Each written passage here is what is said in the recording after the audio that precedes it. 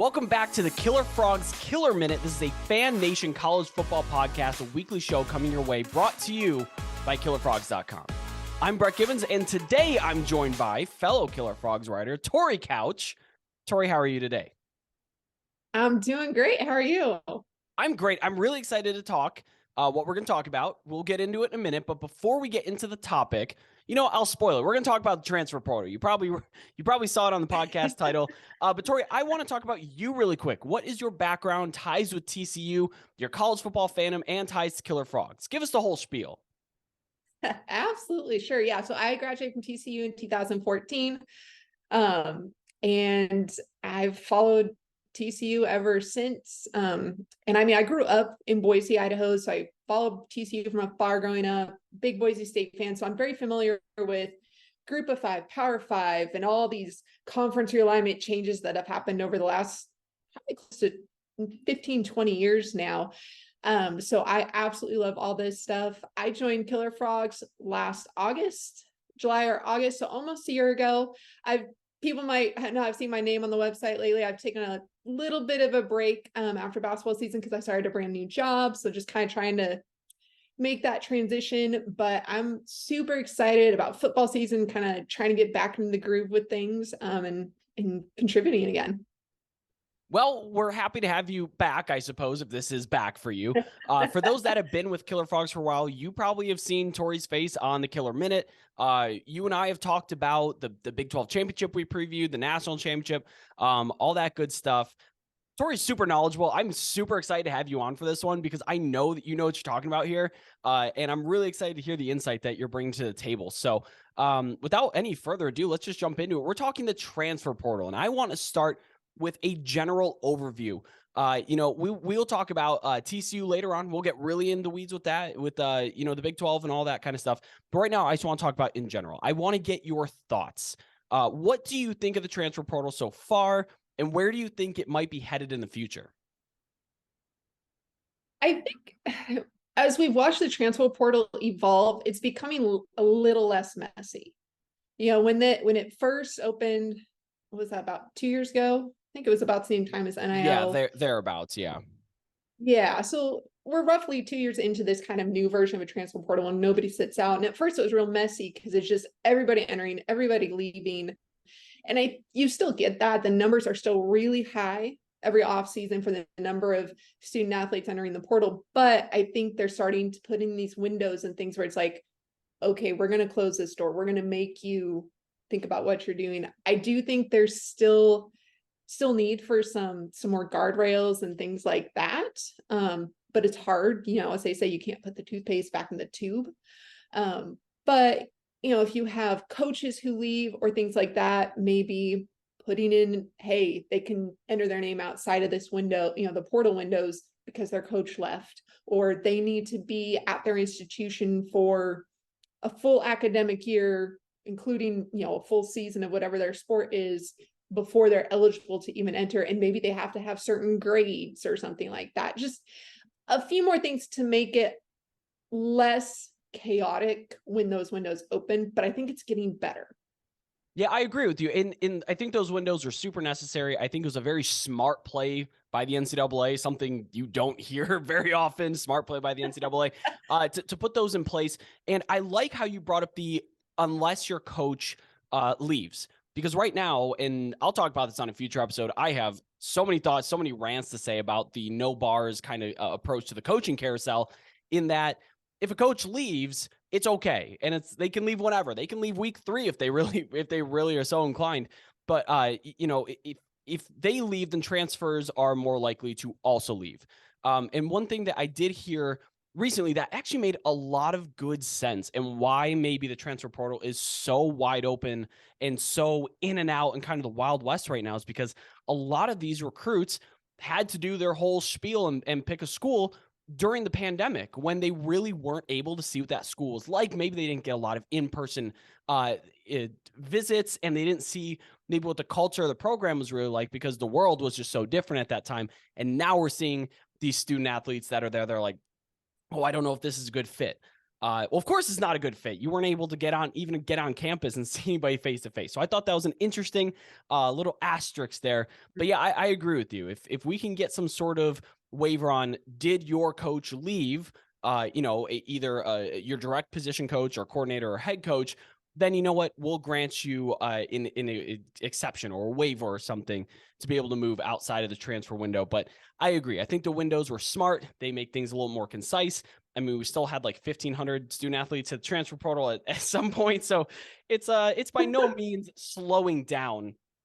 And actually, it's to the point where it's almost too broad a topic to talk about in one podcast episode. So I want to narrow it down, and this does tie into TCU professional transition here. We're looking at their week 1 opponent, Colorado. We all know what Colorado did this offseason, but let's talk about it because they exploited the transfer portal. And exploit sounds like a negative connotation, like a bad word. It's not. They took advantage of it, right? They redefined how you can build a team, even more so than what USC did last year. So what do you think about what they did? Right now, 247 Sports says 51 commits. I've heard upward of 63 new scholarship players on this team. What do you think about Colorado? Do you think that it's sustainable? Do you think that's a proper way to build a roster? Kind of what are your thoughts on that? How long do you have? I got all day. No, it is. So with Deion Sanders, or prime time, whatever you want to call him there, he's trying to revolutionize Colorado football to begin with. And he's using the transfer portal as a tool in that. And like you said, he's explaining it, but not in a bad way. He's looking at what he's inherited and gone, well, this is not a good team. There's probably some talent there, but it's not deep. I had success at Jackson State. Some of these guys are going to translate to the division, to the 1A Power 5 level. So let's see what they can do. And there were some things when he first got there was kind of like, man, kind of rubbed me the wrong way, just kind of being on the outside and as a former, high school athlete and things like that, where he comes in, he's just like, well, these guys are the starters. You can like it or leave it, whatever, which again, it's his program now. He doesn't have to retain everybody, but just to come in and basically say, well, your job is gone. I'm going to hand it to these people without a spring practice, without any sort of competition opportunity. I thought that was it was a strong take. It was a very bold thing for him to do. But like you mentioned, it just resulted in so much movement in the transfer portal, and they brought in upwards of 60 new players, scholarship players. I mean, he's dumped the whole roster for lack of a better phrase or lack of, better way to look at it. And he's brought in a lot of talent, but I'm curious if his approach is going to build depth. Because I think he's very heavy on, let's get the guys who are attracted to, and bringing in the NIL stuff, to the glitz, to the glam, to the prime time, to all those things. But are you going to be able to retain guys who may not be elite, but are going to build you that depth? And for all I know, someone who entered the portal from Colorado would have been someone to kind of build that depth. So that's one thing I'm very curious about, how his approach is going to work in. And we won't see that until week 6, 7, 8, when injuries start to set in and things like that. But I'm very curious to see what kind of depth his approach is building. Yeah, I agree. And I'll just go out on a limb and say they're not going to have depth. There's no depth to this roster whatsoever. There's a very high end. There's the Travis Hunters. There's I don't know if Shadir, his son, will translate to the Power 5 level at quarterback, especially in the Pac-12 doesn't have amazing defense, but they have athletes. They have very, very fast athletes, especially in the defensive secondary. I'm interested to see if he translates to that level. My preseason numbers, which are an aggregate of a whole bunch of power ratings. You look at the SP Plus, you look at the FPI, Sagarin, Phil Steele, all these numbers, I compile them preseason. They project Colorado for 2.1 wins. Now, it's very hard to scout and project a team that has completely made itself over, but we saw the win total open at 4.5. That very quickly went down to 3.5, and now we're down to 3. I'll be honest, I don't think it's going to translate into wins. I think TCU takes care of business week 1. It should be a similar score to what it was last year. Colorado's going to play a whole lot faster. They're going to be interesting. They're going to be a great TV show. Sure. Like that week 1 against TCU will be must watch, because TCU is also almost completely brand new this coming year, with the exception of the head coach and like 2 offensive starters. So I think it's going to be a great TV show. I think it's going to be great entertainment. Deion Sanders is doing something new, and I can appreciate that. I can appreciate the fact that he said, hey, what if we try to build a roster new? And guess what? If Colorado does really well, first of all, Deion Sanders will bolt for UCLA or another giant program that opens up and take a whole bunch of money. But it'll be fascinating to see if that works. And I'm not necessarily rooting against for it to work. I know a lot of people are, because they don't want to see this kind of movement.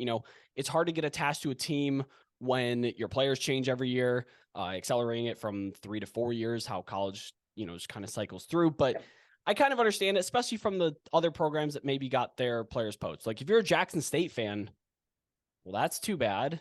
You just lost everybody. Maybe you're a Colorado fan now. So that kind of sucks. But something I jotted down that I think relates to Colorado and the transfer portal as a whole, I believe it is a necessary change to win. And I don't mean bringing in 63 brand new scholarship players. I mean how Alabama attacks it, or how Texas, we'll talk about it, attacked it this year, where you're bringing in a few pieces, maybe 6 to 7 pieces that are plug and play right now, or maybe provide your team with a little bit of extra depth. So that transition, let's talk about the Big 12, because they were quite active. The league itself is going to be really exciting this new year, coming year. If you have not listened to the first episode's podcast, go back there. I talked with our editor, Barry Lewis, about the newness in college football and all that is. And with that is conference realignment. But let's talk about the Big 12. I know you have some thoughts on some of the teams. Who do you think are the teams that might have excel in the portal, that stood out to you, or maybe the opposite, maybe got really, really burned by the transfer portal this offseason? Yeah, there were a couple teams that kind of stood out to me as I was looking through things. One of them was Iowa State, and I don't know that they necessarily got burned in the portal, but they didn't really use it. They picked up Arlen Harris, a running back out of Stanford, which they definitely need some help on offense. They had the worst offense in the Big 12, and one of the worst offenses in the country last year. That's kind of about all they did. They just picked up a handful of guys. They didn't really lose a lot. So I find that very interesting. You kind of wonder, does Matt Campbell have something in the wings that just nobody knows about, or have some incoming recruits that he's just overly excited about?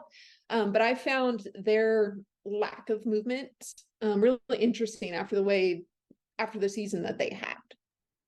Yeah, I know Iowa State is a lot of inexperience, because after the 2021 season, they lost a ton. They lost Breece Hall, they lost all their guys, and Brock Purdy and all them. So I get it. They're kind of in a rebuilding year. They're a young group. They did rank dead last in the Big 12 in the transfer portal with 2 whole commits. One thing I noticed, though, is they lost a lot up front.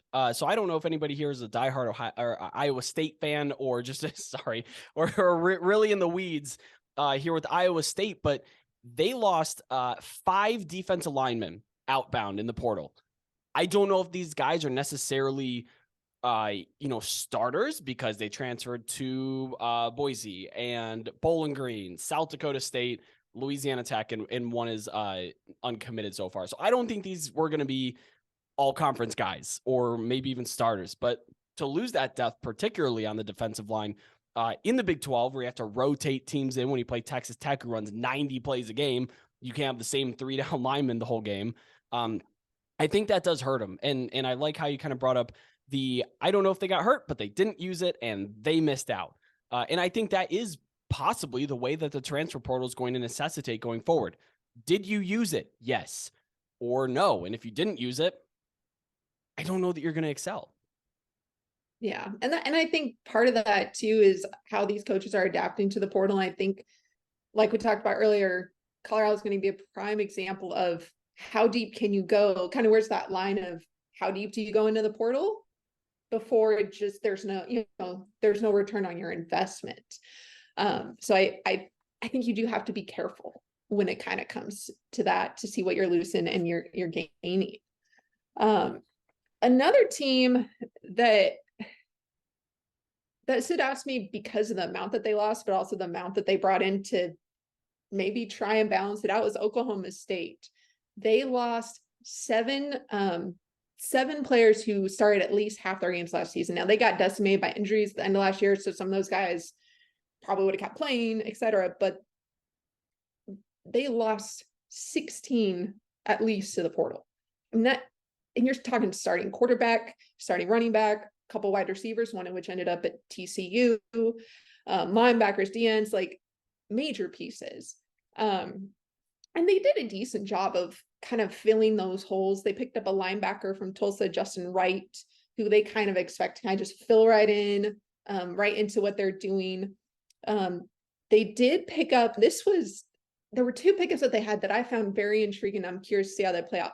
They picked up Alan Bowman out of Michigan, who some people may recognize that name because he played at Texas Tech in 2020, and he wasn't bad. He looked pretty good. I think he had some injuries that derailed him a little bit.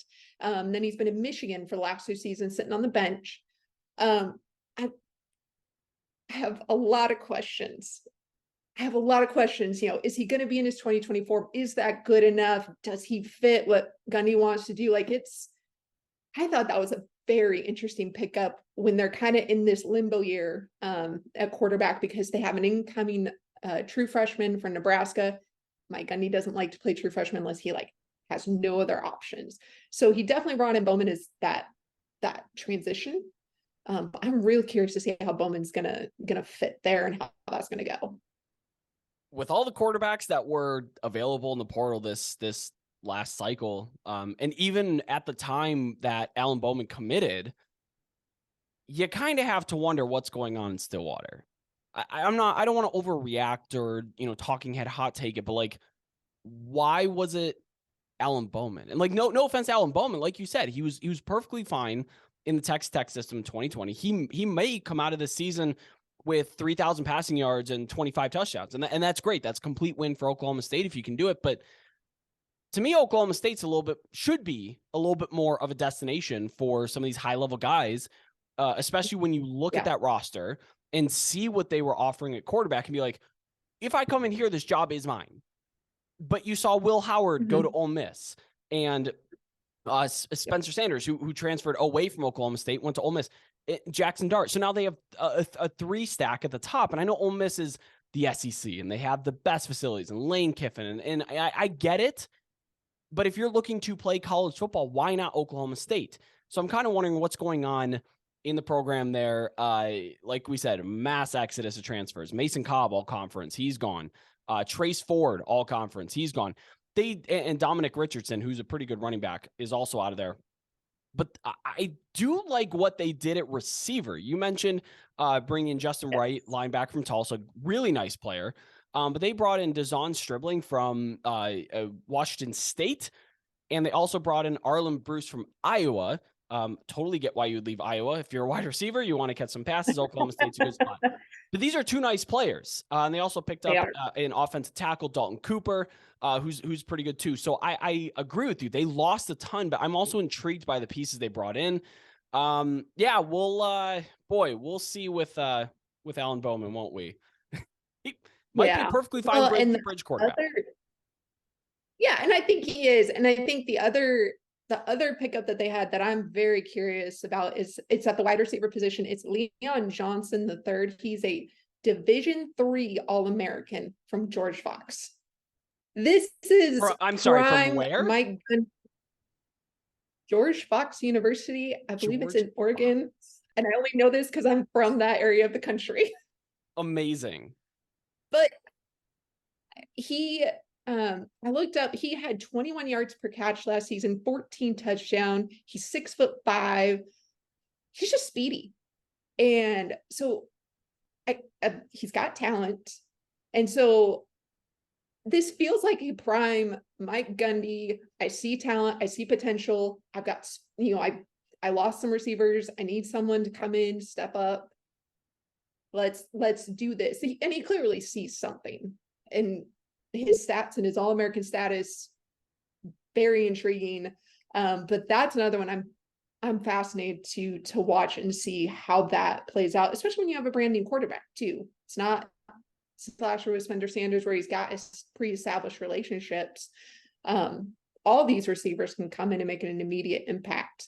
But Johnson really stood out to me just because he's not like he's coming from a group of 5 or anything like that. He's coming from Division III. Well, Oklahoma State and Mike Gundy specifically does have a track record of bringing in D3/JUCO guys who are very fast and turn out to be very good. And I'm not comparing Leon Johnson to Tyreek Hill, but that is a name that he has brought in before. And now we see where Tyreek Hill is one of the best receivers in the NFL. So I trust it. If he's looking at someone who, under the radar, I've never heard of Leon Johnson. I've never heard of George Fox University. Apologies to all the grads that are listening to this. But yeah, I that's really intriguing. Really intriguing. I want to talk about one of the so Oklahoma's the number 1 transfer team in the Big 12. I don't really want to talk about them. I want to talk about Texas and one specific player that they brought in. And we were chatting before we hit record on this. His name's A.D. Mitchell. He's a wide receiver from Georgia. I'm bringing him up in particular because I want to put him on people's radars. Right now, Xavier Worthy runs the show on the receiving core of Texas, and they bring back Jordan Whittington. They're receiving, and they bring Isaiah Nayer, who they brought him from Wyoming last year. Big deep threat towards ACL, did not play last year. Maybe people forgot about him. But A.D. Mitchell, Adonai Mitchell from Georgia, out-targeted every other receiver in their spring exhibition game. He was the go-to target in the red zone. He is a freak. You could throw it within a 2-car garage span of him, and he will catch the football. 1 hand, 2 hand, no hand, it doesn't matter. I do want to put it on the radar because I do believe at the end of the year that he will be the targets leader for Texas. Maybe he's not the yardage leader, since Xavier Worthy is a down-the-field guy, and A.D. Mitchell's kind of a get-to-your-spot, throw you the ball, catch ball. But I do believe that this will be the leading target getter on Texas. And he was hurt last year, so you don't really hear a lot about him. He was kind of buried at Georgia before. Did have a touchdown in the national championship game against Alabama. But he's dangerous. He's a very, very dangerous player. Yeah, he was a name that I remember last year, like you say, kind of buried on the depth chart a little bit. But when he made catches and when he was out on the field, even the commentators started talking about him and just the way he spreads the field and how he can catch anything thrown, like you said, within a huge radius of him. So he's a really strategic pickup for Texas.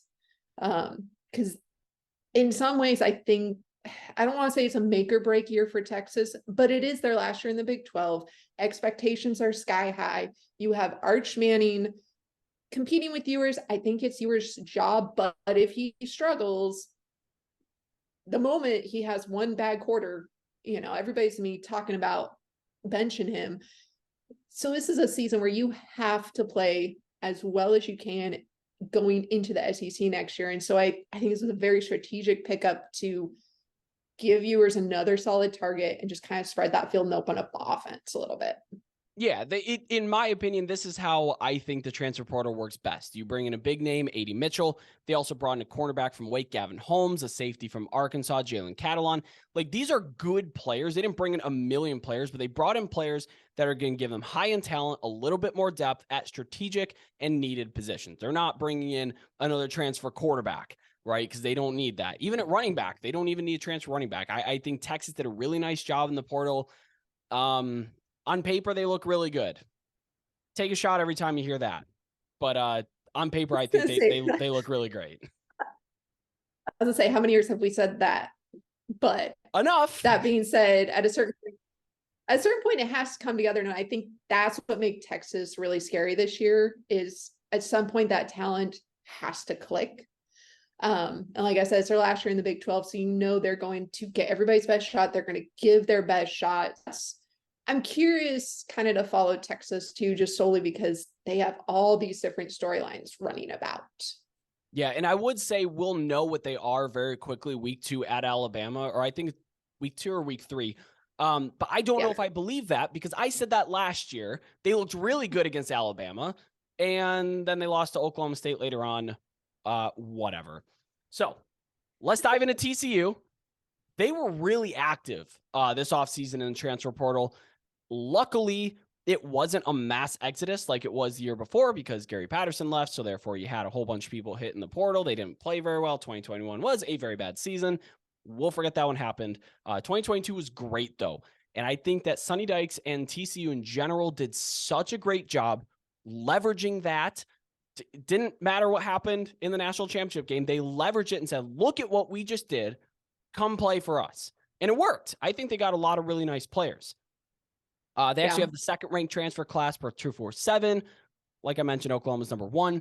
Before we get to the good, let's start with the bad. Who left? And I want to get your thoughts. I'm going to start with some players I think might have been actual impact players that might have actually contributed this coming year. Number 1, Jordan Hudson. We had just landed him in the last recruiting cycle. We actually took him away from SMU. He decided, no, I'm going back to SMU. Sonny Dykes or no Sonny Dykes. Jordan Hudson is gone. Keontae Jenkins, he's an athlete. He plays all around. He has not decided on where he's going yet, but he's a 4-star transfer according to 247, which is pretty brutal to lose. Quincy Brown, another wide receiver. It's been kind of a lot of wide receivers left. He's also undecided, 4-star transfer. Keon Stewart, a cornerback, he left for Arkansas. I think he was going to be a likely contributor with Josh Newton kind of leading the way there. And then Sam Jackson, who, to be fair, there wasn't really a direct path for Sam Jackson to contribute. And I'm not happy to see him leave, but I'm happy to see him give an opportunity at Cal where he might be able to start this year. Super talented young quarterback. So of those 5, are there any that were a little bit alarming or that you wish didn't go, or just kind of what are your overall thoughts? I agree. The Jordan Hudson one was a little bit surprising. Because he was getting some targets and he was contributing. You know, and I think what surprised me most is the number of wide receivers that went into the portal from TCU. Just because you think about who the targets were last year, who the top catchers were, well, they're all gone, either graduation, eligibility, draft, whatever it is. So these guys, in theory, you're just going to be able to step right up into that starting role. And to see all these guys in the portal, I just thought that was strange. Now, we don't know their story. We don't know if it was, we don't know why they all left. But I found that very interesting that all these wide receivers entered the portal when this year it's wide open to become that top target. Well, and I want to jump in here and pause you there because I do want to talk about this receiver situation. It is very strange. Quentin Johnston, NFL first round pick, like, I think it's 5 of the top 7 target getters, or sorry, I have it here. It is 6 of the 8 players that had 10 or more targets on the team last year are gone. We'll talk about who they brought in. They did bring in some guys, but I'm looking at their depth chart here. We have 1, 2, 3, 4, 5 returning receivers on the entire depth chart, and they run 4 or 5 wide. Yeah. So I'm interested to know why there's, at the same time of a mass exodus of receivers to the NFL, graduation, et cetera, why was there also an exodus to the transfer portal? And I know we changed offensive coordinators, but it wasn't after that. It was actually before that a lot of that happened. And it's a very strange, because that seems to be the only position that had a really big exodus. Do you have any insight in that? Do you have any speculation?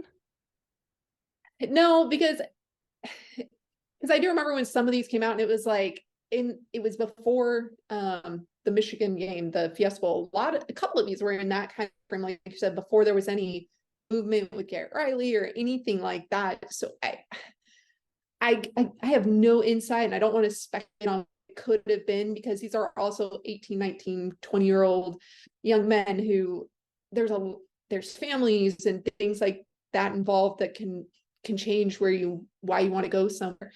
So I don't know. But I just found it strange because, like you said, you're going to lose 1 or 2 at most spots, especially where there's a lot more depth at stuff like O-line and things like that. But to have that number of receivers when basically all the top pass catchers are gone from last year's team, it's strange. It's strange. Yeah, I agree. It was a very strange trend. Some of the other people that are on their way, I don't know if they were going to be contributors. I mean, you never really know how players can grow and where they fit in and stuff. Altric Barlow, he was an offense tackle. He's off to Marshall. Actually, a couple of guys went off to Marshall. Landon Watson, a pass rusher, is also gone for Marshall. Kyron Chambers, cornerback, he went to SMU. Blair Conwright, receiver, to North Texas. I kind of get these local guys. Maybe they weren't seeing a lot of opportunity at TCU and say, I'm going to transfer down and get more playing time, or maybe they were just closer to home in the Metro. And then, I'm going to butcher this last name.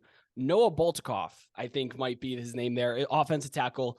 He went off to Indiana. So I think those are just notable. There were more guys that left. These were kind of notable, like 3-4-star transfers that maybe had an opportunity to play.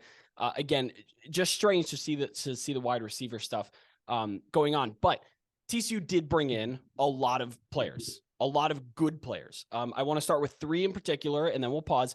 JoJo Earl, receiver from Alabama. I think that was a terrific pickup. He's from the area. He is from, where is he from? Oh, I want to say Alito, but I don't know if he is from correct. Alito. You're correct. Yes, thank you. Is it Alito? Yes. I remember looking at it and it clicked. Yes, thank you. Yeah, he's an Alito. He's an Alito alum. Yeah, he's coming back home. Basically, is kind of how we saw it there, which is funny because there was opportunity for him at Alabama. Alabama was ready to play him, and he was really highly touted there. So I think he just wanted to come home, play for hometown team. It's great. Welcome, JoJo Earl. We're happy to have you. Tommy Brockermeyer, offensive tackle, also from Alabama. Then Trey Sanders, former 5-star running back, is just for good measure, also from Alabama. And I want to talk about those 3 that we kind of have an Alabama pipeline going on. I believe most, if not all of them, are from the DFW area, though. So you do I believe Brockermeyer went to All Saints. Yeah. Right. Yeah. So you're seeing this local pride in DFW's college football team right now, the power, and they do really well, and all of a sudden everyone wants to come home and play for them. What do you think about those 3 additions? The 2 of them, Trey Sanders and JoJo Earl, should be plug and play starters from day one. I think Brockermeyer may have to compete for a spot with Andrew Coker, but we'll see. So what are your thoughts on them? Yeah, no, I think those are 3 really good pickups, and to just kind of be, in a sense, competing with Alabama for attention for guys to come here. I think that's huge for the program. And like you said, they're having success, and so these athletes who went to Alabama because they want to win a national title and compete at the highest level, well, they say, "Oh, I can go home and do that." And if TCU is able to sustain the success, I think you'll see more of that, or kids coming right out of high school to hear. But no, I think these are great pickups. Like you said, Earl and Sanders will be immediate contributors because we lost our top 2 running backs. So again, that position is wide open. I think JoJo Earl has an opportunity to maybe possibly be a special teams guy, depending on how they want to use him. He's got some speed. So I think these are 3 really good pickups. I'm curious with Brockermeyer to see, does he get a spot immediately, or does he have to kind of work his way into the rotation and work into a starting role? But just the fact that we picked up 3 guys immediately, because they were pretty early in that transfer portal process, to pick up these 3 from Alabama, I thought that was a really good sign for TCU. Yeah, looking at our lads, which their whole deal is piecing together accurate depth charts. They do have Brockermeyer behind Andrew Coker right now, right tackle. Maybe he can change positions, move inside, maybe to guard. I don't think that's the best thing for him. But acting as the 6th offensive lineman is just as good as a starter, because these guys do go down. They do get rotated out, and having Brockermeyer ready to go, a talent, really helps the depth there. I like him a lot. I like those 3 pickups. Some of the other major pickups that we had: Avery Helm, cornerback out of Florida. We're just raiding the SEC. Love to see it. Chance Nolan, a quarterback from Oregon State. He's a veteran. I'll talk about him later. JP Richardson, a receiver from Oklahoma State, one that you brought up earlier. We have an offensive lineman, Willis Patrick from Jackson State, part of the mass exodus there. I guess he wanted to play his former teammates in week 1 rather than join them. Jack Beck, a tight end from LSU. Jalen Robinson, a receiver from Ole Miss. And Rick Diabreu, a defense lineman from East Carolina. Those are kind of these headliners that I saw, the top-rated ones from 247 Sports. Guys I think will play. Maybe they won't start, but they definitely will see the field. So just kind of overall, what kind of, how about this? How would you grade TCU from A to F? What would you grade them on the scale of transfers? I'd give him probably A-, B+, somewhere in that range. I mean, what's hard with grading these is you can only go on what they've done and potential. They always do this with incoming recruiting classes. You look back 4 years later and the grade is totally different. But I think given who left and kind of the roles that need to be filled, I think TCU did a really nice job going out and being strategic. And not, they brought them out, but they lost it out and they know they need to build some depth. So I think they did a really nice job, again, getting those intentional pieces. I agree. I like what they did. Just as a quick breakdown, added 4 wide receivers, 2 tight ends, 3 offensive linemen, 2 defensive linemen. One thing I did not talk about very much, they brought in 1 defensive back, but they lost 5. I don't know if those guys were necessarily starters or contributors, but when you talk about depth and transfer portal, having 5 of them leave, not great. Not great. Yeah. Okay, so question for you. Of the group of TCU transfer ins, who do you think will have the biggest impact this coming season? I think immediately it's going to be JoJo Earl, John Paul Richardson at that wide receiver position. And even Jalen Robinson can fit into there just because, like we talked about earlier, all the top pass catchers are gone. You have to fill in those roles. Special teams is open too. Darius Davis isn't there anymore to return punts and kickoffs and things like that. So I think those 3 are ones that will have an immediate impact or have the opportunity to make an immediate impact and really be significant contributors this season. John Paul Richardson, we talked about, came from Oklahoma State. He ended up being one of Spencer Sanders' favorite targets as the season went on, and he helped spread the field. He's got a little bit of that speed to him. Same thing with JoJo Earl, just brings a little bit of speed. So I see the wide receiver position being one where those guys can come in and make an immediate impact. And regardless of who the starting quarterback is, again, you're in a situation where he's got reestablished relationships. Everybody's going through these growing pains together. So it's a matter of who wants to step up and take the job. I think Trey Sanders will have the most work, like most immediate work of all the ones. But I'm going to zag a little bit. I'm going to say Chance Nolan, I think, is going to have the biggest impact. And I don't necessarily mean statistically on the field or in the wins and losses column. But right now, if you look at the current quarterback room without Nolan, you have 2 sophomores and 2 redshirt freshmen. Chance Nolan is a senior. You're bringing in a veteran. You're bringing in a leader. And I think he's really going to help Chandler Morris. One, he's going to push him in camp because I think Chance Nolan is good. You look at his direct stats, it's kind of like, no. He's a good, decisive quarterback. I think he's really, really going to help Chandler evolve. I think he's going to help him with reads, plays, concepts, because they are bringing in a new offensive coordinator. So he's going to have to learn a new system, get used to things. I think Chance Nolan was just a terrific addition, in a veteran voice in a quarterback room that desperately needs it after Max Duggan left. I like him a lot. I think he's going to have the biggest impact on the team. Again, maybe not in the stats column or in the box score, but I think that his presence overall on this TCU team is really going to be felt. So I like what I agree with you there. I think Chance Nolan is kind of that quiet, good pickup in a sense that nobody's going to really talk about. Because like you said, he might not play, but he's going to do those, what they call maybe intangible things behind the scenes in the locker room, on the sideline, just to give TCU a little bit of confidence at the quarterback position. It's that, Chandler Morris won the job last year, but different coordinator. It was a different team. So we don't really know what he can do in this new one. And really, TCU fans don't know a lot what he can do in general because it's been a couple of years since he's played. So I agree. I think that's kind of a quiet, good pickup. And he provides a safety net. God forbid Chandler Morris has to miss time with an injury. You plug in Chance Nolan, you're probably not missing a whole lot. Now, you're missing some of the athleticism and stuff from Chandler Morris, but you're not falling to zero. You're not starting a true freshman. You're not all of a sudden going from, a 7-point underdog to a 15-point underdog. Like, that's not going to happen. Chance Nolan to keep you afloat. I like him. So Thank you, everyone, for tuning in again to the Killer Frogs College Football Podcast. Find us at killerfrogs.com, on Twitter at KillerFrogs.